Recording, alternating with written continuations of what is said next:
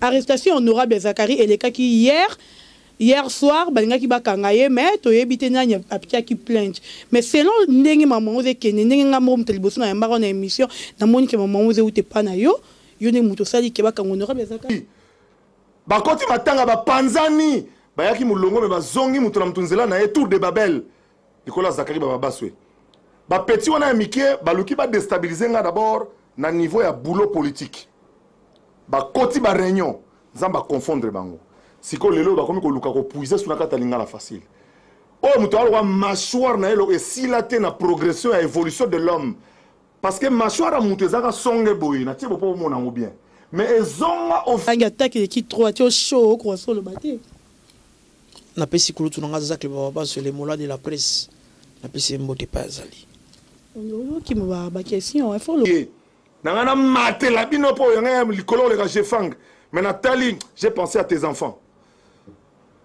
ba otika leur fele mi kepamba bonna ko vanda wana o vanda kala basinga kure lire belé on dirait cabine snell ba petit mikie na kisasa bino bo sakana ngai en termes de quoi ya idéologie to ya indusa ya nini na ko affronter bino ya polele sikoyo Bonnion son ezaka na mutu ya Jérémie yoka on dirait yo créer des ordres moko boy ah oyebi ki obangisinga na ndenge na kisasa te pardon maso surtout betango te ko mais to lo ba vérité parce que internet ezaka na comme policier nga kangi comme nani et nyonso trop poita te mo yebi ate pa na so boy yo mo yebi ke lobby o na rôle bon pour lobby tam pas be s'il vous plaît kolobango ke na lobake o lobake ngabo na yebi c'est trop dit non ça va kasi mingi na rôle ba bêtise ndenge na te na yebi ngote siko bokangami banga bakanga honorable Zakari et wuta banga bakanga ye comme policier ngo nani nana okanga honorable Zakari baba sona ki sasa oyo banga ngita mutu loko ayo mona ki sasa mbiaka kolo idéologie abeta bi yo beta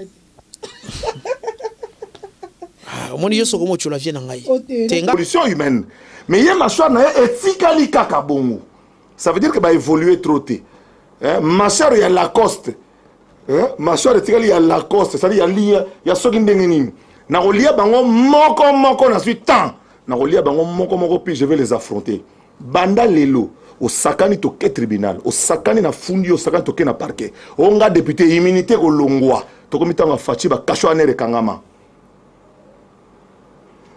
na eko dona mutina lopel la yebikaka que Jérémie yoka la voix de Kinshasa a démissionné na lingala facile a sala qui demande d'emploi na ye et pas ya mona kolo lopango osala qui demande te yondo ya ki ne idée wani pas mona kolo lopango po bo sala o ezali magazine bino moko po mona kolo lopango biso to bien to komi wapi mais to moni que information et communication facile c'est yoni mutele ki idéologie wana donc yo pona yo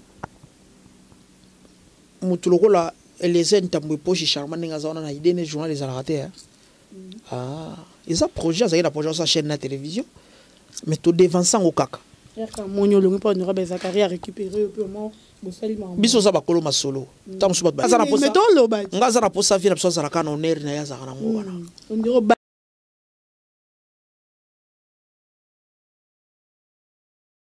Monatie botalelanga Congo température ya maman Rosette la fleur Nadambu.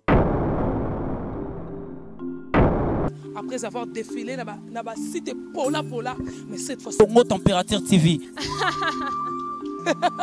Désormais, suivez-nous sur cette chaîne. Congo Température TV. Congo Température. La patronne, Rosette la fleur d'amour, chaîne à solo. Émission religieuse. Théâtre, musique, environnement. Émission sportive. Émission politique, donc, nulle part ailleurs. www.congotempérature.com. Pour nous avons information à temps réel. Congo Température. Et yena mo pepe asika. Ya tobina Congo Température. Et yena mo pepe asika.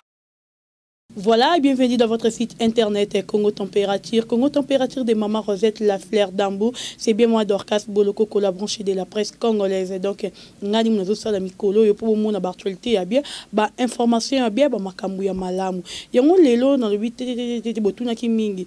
Dorcas Bouloko tozo mona Jérémie yokana sima Eliezer Dorcas Bouloko tozo comprendre Eliezer non honorable Zakari azali bongo azali na ko bandeni ex honorable azali sous l'honorable été bozo tout na question ebele vraiment na kitaki sur le terrain na tokomi wapi na siège de ko Eliezer na ko kuta pe Jérémie yoka cordon na kati ya tokomi wapi to ebité tozo kende wapi azali Zakari kaka to ze komani pe Eliezer donc to ko découvrir en elongo na bino na ko pesa déjà mboté bonjour ndeko bonjour maman Chati la femme africaine obi ko salinga bien baso ba komena ko ka suki ya maboko boy pena bakange suki ya maboko so otambola bazara sute po so kange suki ya maboko ndesa mto eba na kitoko te na comprendre bela ki beauté nous arabena naturel quoi. Merci beaucoup. Donc voilà ce que tu as na maso na biso openza to eli awa ba information pour bana poto bazo mitu na question ebele bazo se déranger ba moni obimisi ba affiche ni na sima nango Eliezer bazo comprendre mais na olinga moi qui yo expliquer biso pourquoi na ba affiche na yo to moni communication facile mais Eliezer na sima oh ça va bon tout peut savoir qu'on dit moi le fond honorable Eliezer oui ça m'a plaisir ça quand même député élu non n'est-ce que na kenane kana et puis à kenana ba 30 et quelques mille de voix donc ça maire élu ya lukunga bazo mériter mon honneur wana d'abord ngazala to komi wapité nazala to komi wapité nazali bongo coordonnateur ya JT déboulonnage communication facile to eko déboulonner masolo na katamboka. Donc voilà quoi. Na pesi ba petit na ngai yo bana na to komi wapi wana mbote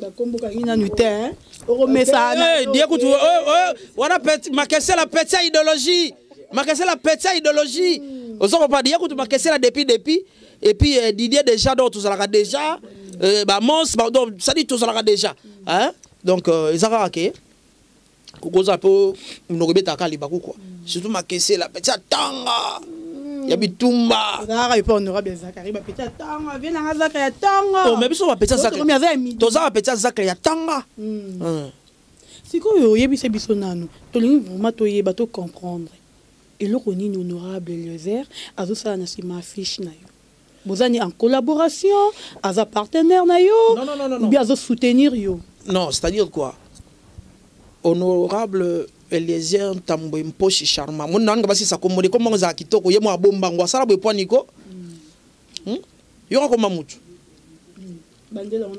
honorable Eliezer Tambwe Mposhi Charma azara charma ya mo solo mo charme bimaka batu balandaka ya sala wana ti ba faire gola na charme o ka so faire o mboka vuana nde na charme ne kombo ya mutu sana charme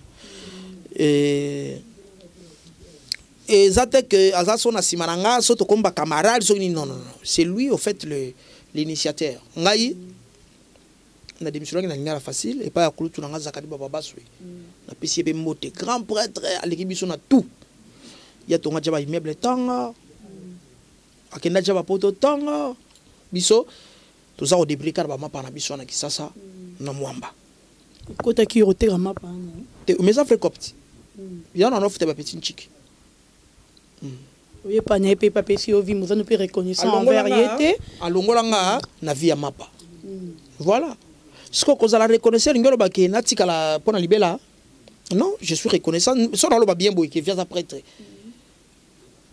et ça reconnaissance par reconnaissance qu'on a ba ke mbadi bolongolanga netike na bando finga Zakari baba baswete aza fie na ngai aza prêtre salama kamnaï azafina biso tozaki naye on a travaillé je démissionné pour na ba raison nanga on a lobaki naturellement isa question ya temps et puis nawe baté nzamba oté yanga nini 7 ans avec Zakari baba ce député national et puis lelo na luki na ngai kutuna sande nité mais nzamba pesinga na ndako lukaka pondu na fufuna lia nzamba pesinga bilanga pondu nzoko na kati nango manyoko ezali na misape fufu donc te nzamba malamu yango moni lelo yo tozali bongo na mwana ya kolo lopango sali lopango zo mono Kongo ya tata bango Eliezer Mposhi Ntambwe Charma Voilà. Donc voilà, vous qui a répondu à la question à Liboso déjà. Mais toi, tu as une deuxième question à Liboso. Tomoni Koko Manayo, Kokanga Manayo, na honorable Eliezer Tamboué directement. Zachary Baba Sassili qui a tomboki. A comme que ça la benjir, ils allaient même pas propre dans la télévision. C'est rien, on te bout ici, bango rankin wana. Non, on a bandi visa kaza prêtre. Aza mukolo yanga aza pe mukolo yandeko Eliezer. Azali député honoraire. Aza patron à la chaîne na télévision. Ana lingala facile na ye, ana Kikongo facile, ana Chiluba facile na ye, ana babiloko na ye, ana bandaku, ana baizine na Dubai. Donc via za prêtre. Soki alobaki, ngai na ko sala ba na ko pesa avis na maloba na ye te za prêtre. Donc na niveau na ye nga na ko pusa na te. Alors ndenge lobi ke zaki bien te, yo mto remarquer ngo. Pi bato ba otala nde bazoye ba via lobi bien to lobi mabe, mais nga na yebi vie na biso. Pour ça vient na yebi que a bomane moto a limbisa ne ba petit na ye a comprendre que ba leki ba sali chemin na bango et puis voilà quoi nga kutuna osenga nga pardon na bi pena ke kulutu so nga na sali mabe limbisa nga le ni selo ko mikiki ça devant ye mais asa muninga nga te mais ero sans flama ki liboso na ye ba ite ke asa muninga na ote bongo siko mutro a bejan leo kachoko sango munene na travailler na pape na Italie a futi bien avion aye Kinshasa pa mona nga pa gangelanga ate nga liloba na nzamba fungoli bible pasteur lokola John Mopondi oya bondela yipo na nga na bwaki beki na motambulo magete na tiki ba beki eza milaki pena sadi ezala teke so kaka kina pa mbate kine me na zeka na beki me na musala nzamba benga nga teinga abisinga boma moto pe abondeli po na nga na tika beki e bono comme ça nzamba bongo te mutro la boss Ibra Amsinga bleki na ngai. Zakaza ya na yo. Yo opusa atala nzaka Zakarite. Tika biloko wana. Mais kanga mapeka na ndeko Eliezer. Kanga mana ndeko Eliezer. Donc bato ndengo na bate yo kate. Non, soki muto ayo ka conseil ta appelé ko fanga papa na ngai bisanga lo moko. Le pardon est une puissance qui libère. Et puis l'humilité précède la gloire. Et puis là c'est bien baptiste de momi balé na mboko mikolo. Banani wana. Ibratom piana. Na Fabregas. Ça l'humanisme déjà fallu mutaye mba po ngela biso musumu. Te. Oui biso que mikolo Fabregas azoloba. Azara attitude moupé. La paix est plus puissante que la guerre. Au moni bato bana kimia bamboko ko États-Unis bara bona kimia. Yo soka jomo le lanzara États-Unis. Ba me ba chômeur bazali, me ba le lanzala te. Pour nini bana kimia na bango. Est-ce que tant on fabrique ça singi kulutu na fali pour pas di cap la merveille trop fort hasel. L'homme y a humanisme. On est la musique, ah tout ça la musique. Non, c'est la vie hein. Il faut toi tirer par exemple na autour y a vie. Tant la singi pardon yango e pekisi et le robeti kimbambala épave. Est-ce que yango pekisi épave simba. Épave simbi. Et puis Ibratom piana. Alobi attitude benda koni atozo tumbantaba soki moto leki makasi ntabane ko zika bana ba oliati donc benda mokoni moto ezala na mo température bien pour ntabebela est-ce que yango sali ke kaka bongo simbate na linga kaya kaka bongo simbi donc na adopter ngo na monango za bien et puis moto ko azakle na ko manquete Ils manquent bon et baraté. Ah oui, on a bien honorable. Pour émission les bossons ngam na mbaro erolongwe na lingala facile. Ngani na mbaro zoeba. Ngam na mbaki yo, na yambi yo, je crois que émission na ngane beta qui frappa qui tie pas honorable Zachary. Ngam okut na qui victime honorable Zachary komela nga message yo yebi na komela ki yo. Donc pour une émission wana. Pour manquer qui respect na ozongso na mwanze yo boy. Lelo sengi pardon. Bon, je crois que honorable bon, na bandi yondo lobi na mankaki mais ma parole on a déjà on a zoyate yom to lobi na mankaki ti loko na mankaki na sengi pardon est-ce que ça lisumu appelle lisumu to bimi voilà na sengi na pardon asa prêtre camarade na ngate député national donc voilà vous comprenez Jérémy yokana munya kiti moi mukie parce que pas honorable Zachary kuni la chaud ah et pas les airs tamboué l'honorable et ça ranango bongo témoin d'élimination qui est pour les airs tamboué akendara na makamunaye malembe yon bomoni pe ana mwasi vraiment tout côté sous mais yo erolongwa na lingala facile to ebara yo ke olongwa pona makamwa gentil ningo bio azali bongo gouverneur to ebara olongwa pona ngomelelo ezali suma mwati mambo botemi ebele na to yo ki sous arrestation ni arrestation ya honorable Zakari banga bakanga ye lobby o ezali lobby hier banga ki bakanga ye to yo ki yango nyonso nyezaka na mutu ya Jérémie yoka on dirait yo créer désordre moko boy ah oyebi ki obangisi nga ndenge ni naki sasa te pardon maso so to betango te ko mais to lo ba vérité parce que internet ezaka nango comme policier nga kangi komoni nani et nyonso to poata te mo yebi ate pa nga so boyi yo mo yebi ke lobby o na role bon pour lobby tam ba te s'il vous plaît kolobango ke na lobake o lobake nga moko na yebi c'est trop dit non eza ba kasi mingi na koloba lo bêtise ndengona te na yebi ngo te siko bokangami banga bakanga honorable Zakari et wuta banga bakanga ye comme policier ngo nani nana okanga honorable Zakari baba sona ki sasa oyo banga ngita mutu loko ayoti mwana ki sasa mbiaka kolo idéologie abeta bi yo beta moni yo soko mo chula vie na ngai te ngaza na posa vie na posa za kana honneur na ya za kana ngwana on dirait banga attaque qui trop atio show ko so le baté na pesi kulutu na ngaza zakli baba sur les mots de la presse na pesi mbote pa zali on qui me ba question il faut le bâtir le bar na ya apoyo le bar parce que comme qui ma sert à toutes ces émissions on est oh mais toi le bâti mais on le ba bien té le bar pour arrestation honorable Zakari et les cas qui hier soir balinga ki bakanga ye mais to yebite nanya apia ki plainte mais selon ndenge maman oze kene ndenge ngamo mteliboso na yamba na émission na moni ke maman oze ute pa na yo yo ne muto sali ke bakanga honorable Zakari aux journalistes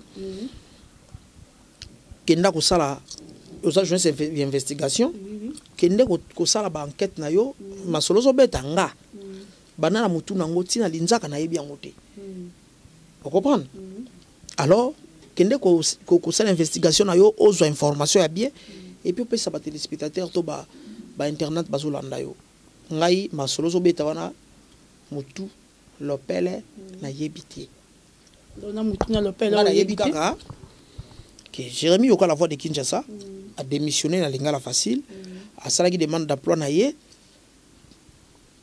et pas ya mona kolo lopango osala qui demande te yondo ya ki ne idée on n'est pas mona kolo lopango po bo sala o ezali magazine bino moko po mona kolo lopango biso to bien to komi wapi mais to moni que information et communication facile c'est yo ne mutele ke idéologie wana donc yo pona yo mutuloko la les entambo poche charmant nga zona na idée ne journal les alaraté ah ils a projet ça y a projet sa chaîne na télévision mais to devançant au kaka monyo longi pa honorable Zakari a récupéré purement biso za bakolo masolo tant so ba ebite ngai na honorable Elisa Ntambwe tout ça dire ba relation bien il faut dire même temps na ça qui ba accident abane ko assister ngati na ndako to bane ko entretenir déjà une très bonne relation to hebanaki to bana ko solo to kuta na bakolo masolo biso ça dit bakolo masolo ça biso to coloniser communication na Kinshasa ngai ndeko Eliezer papa Molier ndeko Flavien ba Paul Tosua ba master tout de coûter la structure de ça qui va coloma solo solo laka toujours réfléchir pour na communication et lingala surtout et vanda alors aibi batala nanga pota to tambola wana on se dit tous ba coloma solo mais to yebani ba force que ce qui match nani faut beta 9 pour faire ba biebeli nani faut yamba nani fa beta 5 et ponga na 5 na défendre ça dit au baloye koto donc ne balba ke mutali kama balé ligate chodi nde chodi bato ba vie molé fa beta pena na 10 wana au baluka au balula balance pesa ba passa no mais les entamwe pochi charma ba na ba 9 wana vous comprenez Et puis, grand prêtre, c'est tellement grand qu'on les cabis surtout. Il y a Rosalie Pays Bengue. Au coach. Voilà, merci beaucoup. Je crois que Yolande Dikando, au CPL, la première partie de il y a émission Oyo, et CPL ici Baby Fly, Baby Fly. Donc, comme on a un sourire qui m'a méroya, au Messanango, au Rosanoyo Yango. Merci beaucoup à Igor Mitou, l'homme qui contrôle les désirs de Maman Denis Fabiano. Merci à Marie-France Mangenza. Donc, tout compte, est-ce qu'on a créé deuxième partie de Nabiso? Jérémy Yoka, tout le monde a rappelé moi proche, qui est un gouverneur élu, Gentini Ngobila. Mais par rapport à Mamou Ezeleka, je crois que d'autres temps, la ville qui chasse à Micro, aux hommes, c'est ce qui s'est passé.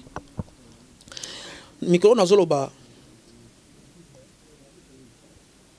Tout ça, la Nzambe Nini, pour tout ça, Gentini Ngobila, le roi gouverneur Bandakala. Ah, Nzambe, tout ça, là. Par rapport? Eh, maman, Gentini Ngobila n'a sali un mois à Kinshasa. Mais Banzila, tu commis pour les. Gentili Ngobila salaka wapi Bandakala nzambe na ngai te Kinshasa ezobonga so normal bana ke et bon neti droit Félix Antoine Tshisekedi Tshilombo Bandakala sala président Congo te poani natali Gentili Ngobila et bon Bandakala sala gouverneur Kinshasa te poani donc tu sens maintenant l'espoir et continue mboka mboka espoir totika. Mais ndeko Jérémy yoka na moni ozo sepe na lolenge na gouverneur asika Gentini Ngobila ninga zo buka ba mesa ba mama azo tumba azo sala bu lelo no za koteka ma parce que il kamoni komela ki olinga sepe no sepe lelo bon na bandi ke ko pango ya mapa isko na ndocha ngame sanga na ndota nango wapi yondo yeba yondo rabeza karabeza côté mweza ki ya fulu na gombe wana bi fulu mweza wana ndo oteka wana ayo le retour wana. Donc voilà, chance que tu as vu la place en haut. Na bandi que tant on a état de droit. Faut que état de droit zanim. Heureusement que ça court mon néné. Le professeur Félix Antoine Tshisekedi ngara bengé prof. Ayo peut cours il y a état de droit. Ayebi que to ça le kola bana bandi classique to na école maternelle. To koki ko zo maman cours en mathématiques te il biso. Abandi biso na ba dessin.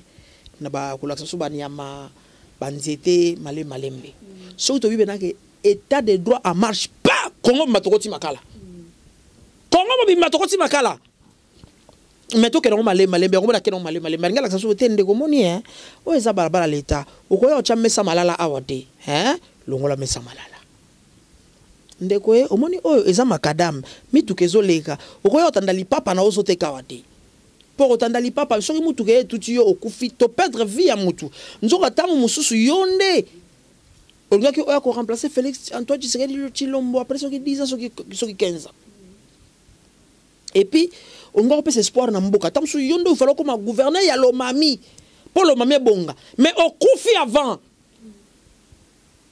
to tikanzira polele to luka ba lieu approprié o isa commerciable. Excuse pour tout ça le commerce. Donc c'est un peu ça. Mais pourquoi pas le coup une idée wana ya robuka ba maman a mesa ko longola ba mama nzela il fallait pina kati wana ba wenzi wana tongela bana mboka tilo moko po bana mboka ba maman na kati kuna ba wenzi déjà ba mesa za plein ya mo ba bimara libando li ya ko buka il fallait ta tongela bango na kati bongo zo msa bango kuna. On commence toujours par quelque part. Avant d'arriver en 2, il faut passer par 1. Donc le gouverneur a sali choix na ya robanda wana. Et puis en soi, ils ont ma belle mingité. Et comme ma belle soeur est sous brutalité, et côté ma kamususu, mais na bandi, biso na sopiba congolais to binde to vivaka. Moi ngenza ya brutalité pe sala likamu na Congo. Mais c'est avec beaucoup de tendresse, surtout que de sango za boka la police, muto sango nani? Général Silvano Kasongo. L'homme le plus expérimenté. Comme il y a un honorable Eliezer, Romi Kokumisa Bato Banda Roboya. Non, non, la boya général Songo Mukonine. Tana nga fasi ba jalelo ya niama na tila général Kasongo. Ba jalelo ya niama na tila ba général Kaniama à l'époque. Ba général Elvis. Ba colonel Chako. Ba général Oleko. Ba jalelo na ba général Didier Tumba, ba général Tango Fort. Ba jalelo na betanga lelo na vite so de moninga ba vite comme on le yanga. Donc, ezali sens ya ko encourager ba konti ba samusala malamu. Donc, gouverneur a bandé pas ya bandi, et puis à sali choix bien, Moutassa en tête, il y a fait la Kinshasa s'appelle Gentini, et plutôt, dans la police, bien sûr, et ali bongo le général Sylvain Okasongo Kitengi. Mais na kati yote Jérémy Yoka, comment le gouverneur Gentini Ngobila bandi da kusala musala, mais total ina nous remise et reprise na été na André Kimbuta. Ah, et Salamaki déjà. Et c'est Salamaki. Et Salamaki. Mais même, je crois que même dans les réseaux sociaux, bah tu vas monter en haute. Non, bandi c'est sûr, bah mon parce que presse pénale Zalaki. Presse Salaki et Salami et puis Moutasalaki remise reprise s'appelle Papa Clément Bafiba Ozaki fils gouverneur.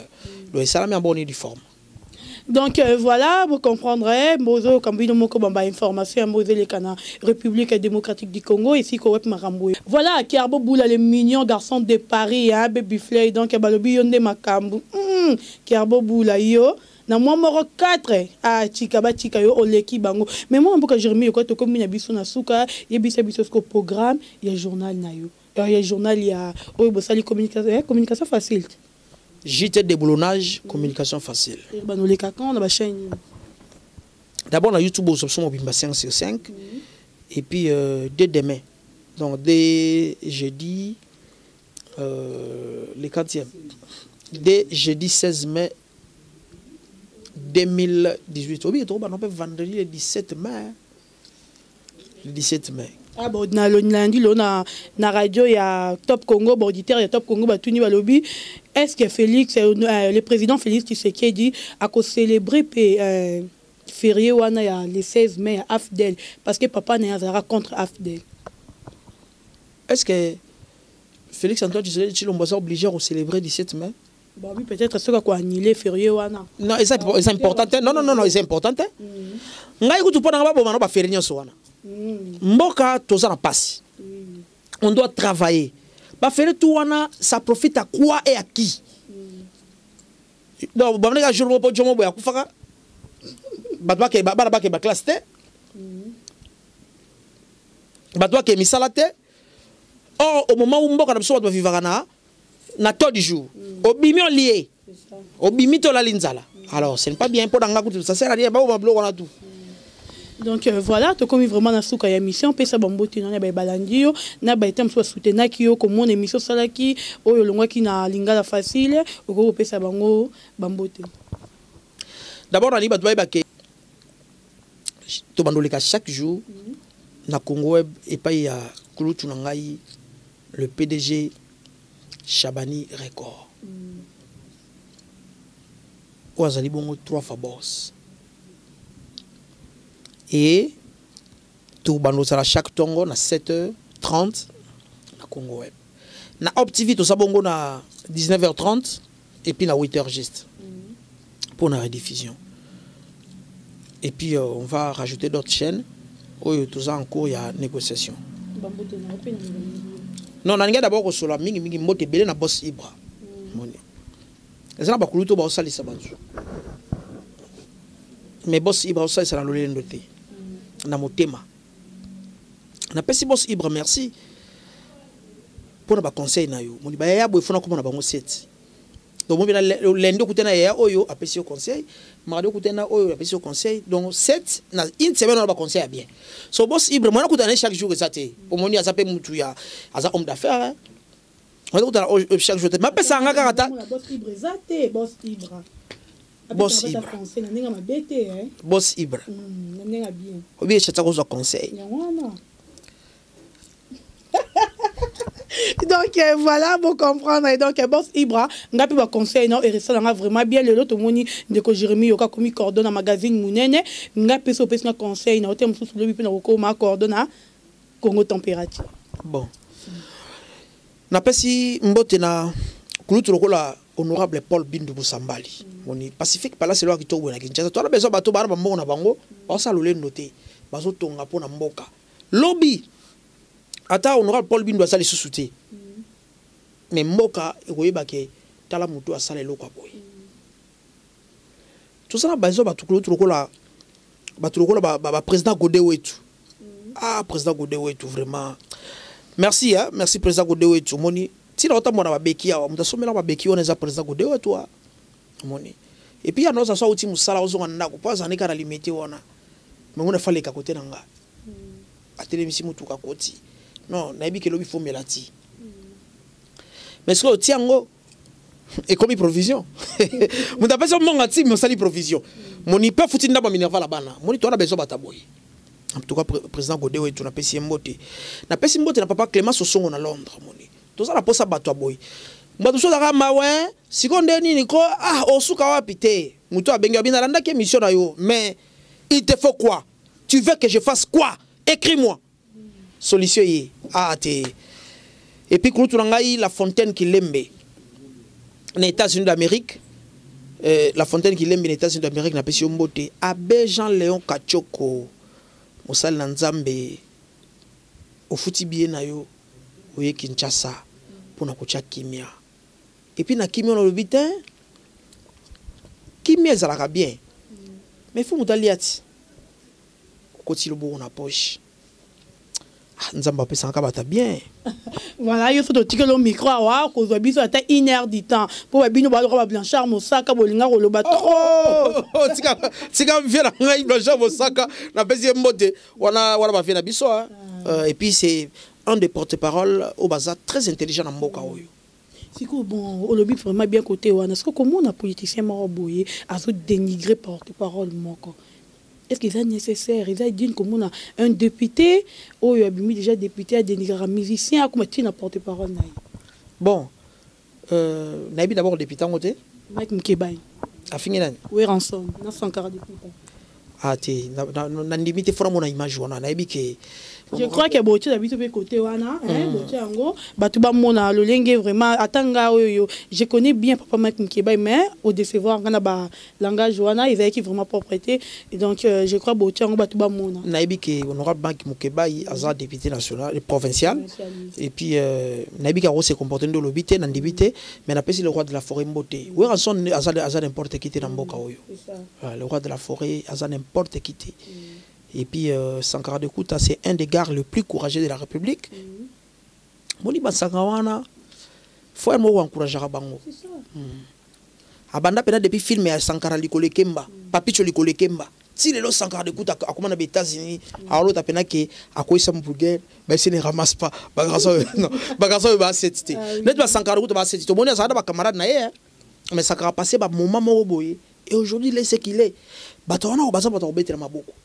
Basankara baza ba héros basalo ko ba fina so bazakle basalo ko ba ngai oyo basalo ko ba Eliezer Tambwe ça dit bato na otanga eza bato ba uta dalinea ba bima basalo ko ba wera sont le roi de la forêt basalo ko ba papa chéri jibem pia na l'homme qui a mis l'eau dans coco donc jomo boga ya boga abota wana kitoko na ba condition bien moi na gombe wana papa chéri moi na gombe aya na bandala kota orchestre mo boya comme président Massa Mongo basali makamunan kibango na kibango ba bimi ba beti ba orchestre binene et ba komi lelo ba héros na mboka faut ba bongo ba setité oyebi kera ba tumusu pele foza ke abime papa wemba abime pata boulay abime pa luambo ozo comprendre mais so ba papa chéri ba le roi de la forêt ba master ba lialino na ba Dolph Dominguez le grand sapeur ya tata Talubwange Belmondo ba sangana kaka ba ya ba chepi na dan na ba ingénieur Masela ba makaba basangani basali makambu.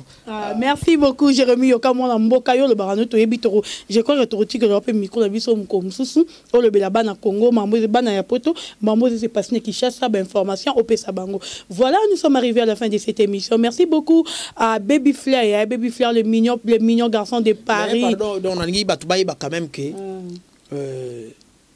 mikolo yo ngana kena ba na ke tellement likolo moni ezala ba kuluto belé basi ba kisina podium ba ngo cédé micro té okita na podium mo cédé à micro té biso sikoyo toujours préparer déjà relève tout préparer baleke bo ya lobiaka bo mona garçon au Shadrack Bala bébé na bengi la voix de Kinshasa moké yesko bo sentir pena ke bonjour Yaya. Bonjour Boni Kimia comment donani Shadrack Bala bébé sentino en communication bête là tama krimo ba ba lelo la voix de Kinshasa aya mami kitoko bana poto bomoni la voix de Kinshasa ndenge na soli après avoir kobe bana kutuna ezaka baba baswe lelo abe kachoko apesi etoli ayo kimona botosi atosi pe aye komi ki teliboso ya bino bana poto bokaki ndenge na lelaki pe asengaki na vena yoka humanisme beti ezuma succès na sima ya la voix de Kinshasa c'est la promotion ça qui va foutre voilà merci na pesi di cap la merveille mbote fallait pour pas nzembo c'est simba nango mais biso to salika promotion nango c'est bien bon donc wana za petit au ya lobby a bête ba hein. Voilà quoi. Ah, voilà, donc je crois que c'est ici Baby Fly, le mignon garçon de Paris. Donc c'est ici Yolande Dikando Kerboboula, le mignon garçon de Paris. Ah oui. Maman 6 fois 4 fois non c'est trop papa deuxième kier. Merci beaucoup à maman Rosette la fleur d'amour des prix allemands la maman sociale. Merci à Yolande Dikando Raoul Boukambou le pasteur. Merci à Marie-France Mangenza moi si Ngambe le col d'Orcas et Bolokoko. Merci à vous, merci à ma famille toute la famille Bolokoko. Merci à Lionel, qui bon aussi ma caméra. Donc, Chadrak a l'homme le plus sérieux. Mais Lionel, moins sérieux à niveau 0. Moins sérieux. Donc, il faut comprendre. Merci beaucoup. Bon s'abonner et belé. Merci à ma copine Katia Vokalelo de la presse. Et accompagné Kinga. Awana siège à Toko Miwapi. Toku Tani Bongo. À la prochaine. Ciao.